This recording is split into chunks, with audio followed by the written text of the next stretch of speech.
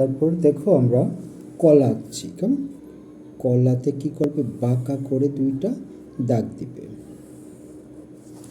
বাঁকা করে দুইটি দাগ।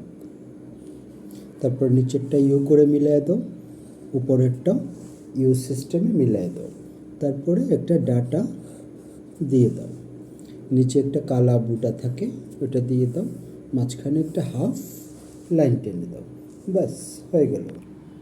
তারপরে দেখো আমরা একটা আম আঁকছি। আমটা কীভাবে আঁকছি দেখো, প্রথমে একটা কোশ্চেন মার্ক, এটা সবাই জানো যে এটা কোশ্চেন মার্ক।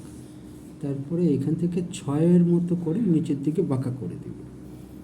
তারপর ওই পাশ থেকে ঘুরিয়ে চলে আসো, ব্যাস। ডাটা দিতে পারো, চাইলে দুই পাশে দুইটা পাতাও দিতে পারো।